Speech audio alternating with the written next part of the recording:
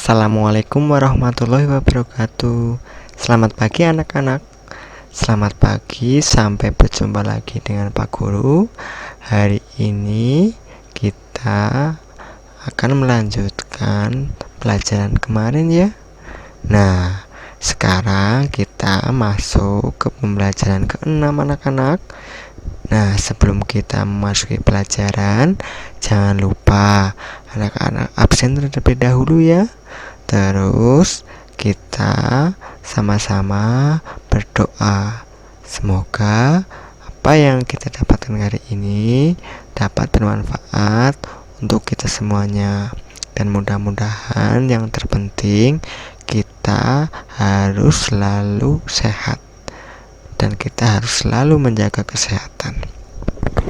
Nah, anak-anakku semuanya, kali ini kita masuk ke pembelajaran ke-6 ya, yaitu pembelajaran terakhir di subtema 1. Anak-anakku semuanya, silakan cermati dan pahami apa yang akan Pak Guru jelaskan pada hari ini.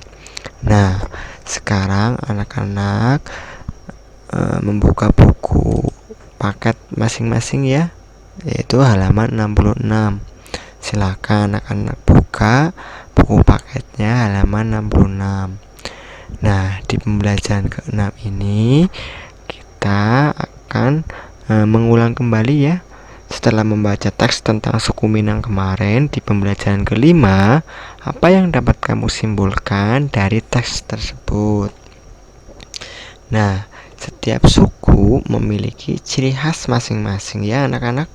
Apakah kamu masih ingat tentang ciri khas suku Minang kemarin? Nah, apa saja yang kamu ingat tentang suku tersebut? Kita akan membaca kembali tentang teks suku Minang. Kemudian temukan dan tulislah gagasan pokok dan gagasan pendukung untuk paragraf berikut. Nah, anak-anakku semuanya, di video kemarin, di pembelajaran kemarin, Pak Guru sudah menjelaskan ya bagaimana cara mencari gagasan pokok dan gagasan pendukung. Silakan anak-anak buka kembali apabila anak-anak lupa untuk mencari bagaimana mencari gagasan pokoknya dan mana gagasan pendukungnya. Nah, sekarang kita ulas kembali ya ke subtema 5 tentang teks suku Minang. Nah, anak-anak buka di pembelajaran 5 halaman 58. Kita akan mengulang kembali tentang suku Minang. Karena tadi tugasnya mencari para gagasan pokok dan gagasan pendukung dari teks suku Minang, yaitu teks suku Minang itu ada 5 paragraf ya anak-anak. Kita hitung bersama-sama yuk. 1, ini paragraf 1. Ini sampai sini. 2, paragraf 2 ini sampai sini. Paragraf 3 dari, nah ini Pak Guru sudah tandain. Terus paragraf keempatnya ini ya anak-anak. Terus paragraf kelimanya ini. Nanti ada tugas di subtema 6, di pembelajaran 6, kita akan mencari mana paragraf gagasan pendukung dan gagasan pokoknya, atau gagasan pokok dan gagasan pendukungnya. Nah, anak-anak, Pak Guru akan contohkan ya, yaitu paragraf ke-1 teks suku Minang. Pak Guru akan menjelaskan dan Pak Guru akan mencontohkan paragraf ke-1 mana yang termasuk gagasan pokok dan mana yang termasuk gagasan pendukungnya. Nah, anak-anak, di pembelajaran 6 sudah ada bagan ya, paragraf 1, paragraf 2. Anak-anak bisa membuat seperti ini, juga boleh membuat apa yang kalian pengen sesuai dengan kreativitas kalian masing-masing. Nah, Kalian juga bisa buat seperti ini di buku tulis kalian masing-masing. Pak Guru akan contohkan ya. Nah, Pak Guru sudah mencontohkan yaitu gagasan pokok paragraf 1. Gagasan pokok paragraf 1 yaitu suku Minang adalah kelompok etnis yang terdapat di Provinsi Sumatera Barat. Kenapa kok itu termasuk gagasan pokoknya? Nah, Pak Guru kan sudah menjelaskan kemarin bahwa gagasan pokok itu adalah kalimat atau kunci atau kalimat terpenting dalam satu paragraf tersebut, dan gagasan pendukungnya adalah kalimat yang menjelaskan gagasan pokok tersebut. Nah, untuk paragraf 1, gagasan pendukungnya yaitu suku Minang sering disebut sebagai orang Padang atau orang awak. Bahasa daerah suku Minang adalah bahasa Minang. Orang Minang gemar berdagang dan merantau ke daerah lain. Legenda suku Minang yang sangat terkenal adalah Malin Kundang. Nah, kalian sering ya mendengar Malin Kundang, Malin Kundang. Nah, itu berasal dari suku Minang. Jadi kalian harus ingat-ingat kalau ada soal tentang Malin Kundang berarti itu dari suku Minang. Nah, itu Pak Guru sudah menjelaskan satu contoh mengerjakan mencari gagasan pokok dan gagasan pendukung dari teks suku Minang. Nah, anak-anak silakan menulis paragraf 1, paragraf 2, paragraf 3, paragraf 4, dan paragraf 5 sesuai dan melihat teks suku Minang pada pembelajaran pembelajaran ke-5 awal ya. Kalian baca lagi dan kalian lihat lagi di situ. Nah, setelah itu kita melanjutkan yaitu halaman 72 ya anak-anak. Tulislah kesimpulanmu tentang perbedaan gagasan pokok dan gagasan pendukung. Nah, Pak Guru sudah menjelaskan ya tadi gagasan pokok itu apa dan gagasan pendukung itu apa. Silahkan apabila kalian masih bingung, kalian bisa menonton video Pak Guru kemarin, dan kalian juga bisa berdiskusi dengan teman kelompok kamu, atau kalian bisa menanyakan kepada saudara kamu di rumah ya saat menemani kamu sedang belajar. Nah, sekarang kita lanjutkan ya. Indonesia terdiri atas keragaman suku ya, budaya, agama, dan sosial. Keragaman tersebut merupakan identitas bangsa Indonesia. Sebagai warga negara yang baik, kita harus menjaga persatuan dan kesatuan dalam perbedaan dan keberagaman tersebut. Nah, anak-anakku semuanya, kita harus menjaga persatuan dan kesatuan ya, supaya kita tidak gampang terpecah belah. Kalau kita tidak mau bersatu, kita akan gampang terpecah belah.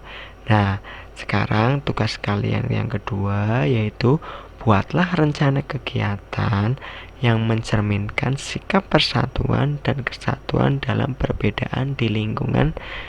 Karena sekarang kalian posisinya sedang belajar di rumah, maka rencana kegiatan yang mencerminkan sikap persatuan dan kesatuan dalam perbedaan di lingkungan rumahmu.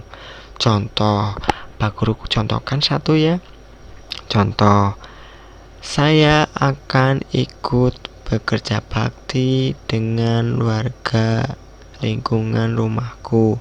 Itu juga namanya persatuan dan kesatuan ya anak-anak. Semuanya saling membantu untuk membersihkan lingkungan rumah kalian masing-masing atau lingkungan jalan kalian masing-masing. Supaya apa?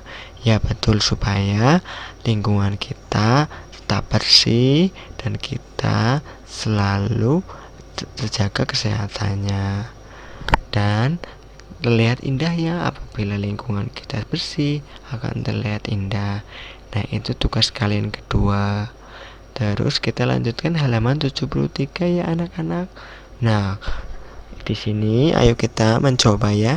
Permainan tradisional merupakan salah satu bentuk keragaman budaya yang ada di Indonesia, seperti permainan benteng-bentengan dan gobak sodor. Apakah kamu masih ingat cara memainkan permainan tersebut?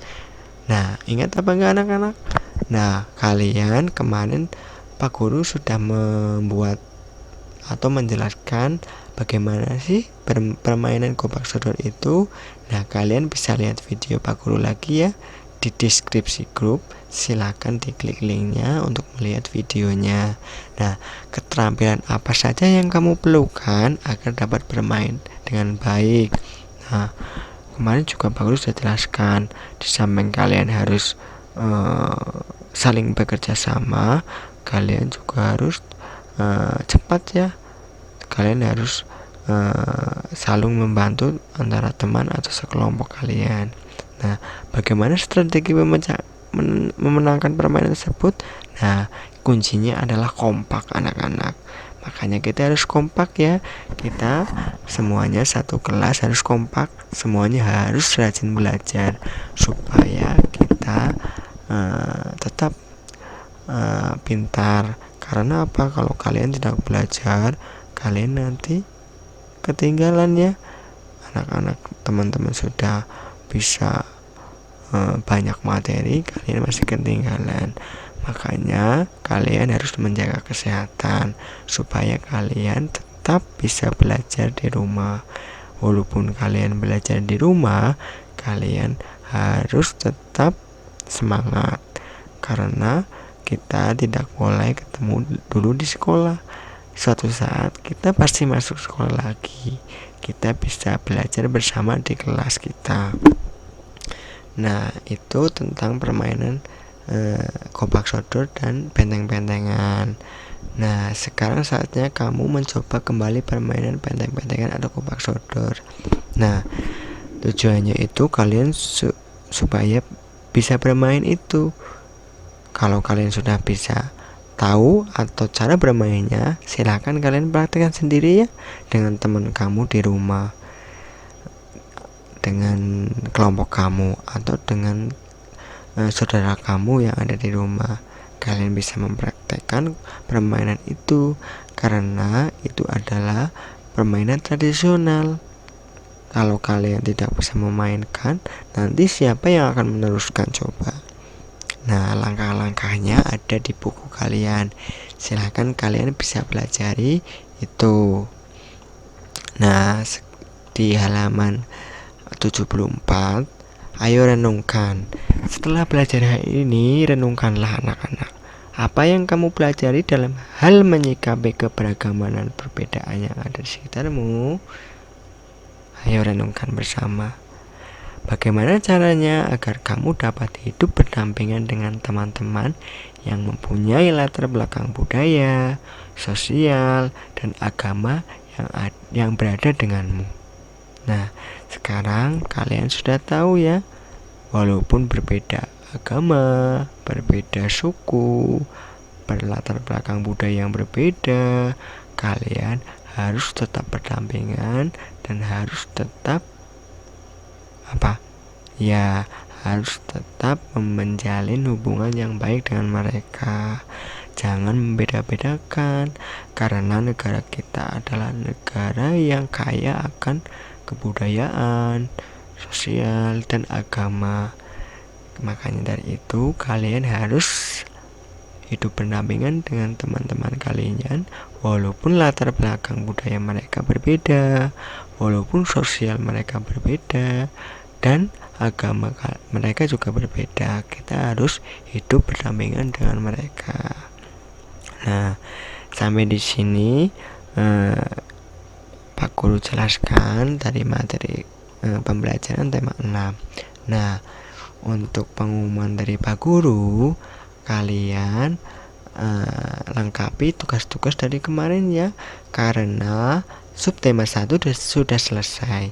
Besok Pak Guru beri waktu 2 hari untuk mengerjakan dan menyelesaikan.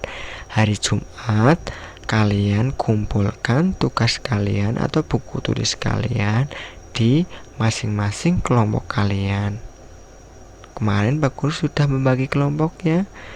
Nah, kalian kumpulkan di situ, nanti Pak Guru ambil untuk Pak Guru beri nilai. Nah, maka dari itu kalian harus saling mengingatkan teman-teman kalian, khususnya kalian teman satu kelompok kalian. Apabila ada teman yang belum mengerjakan, ayo semangati dan jangan lupa teman juga dibantu untuk mengerjakannya. Kalian bisa memberikan mengajari teman-teman kalian yang belum selesai. Jadi jangan pelit ya, karena kalau kalian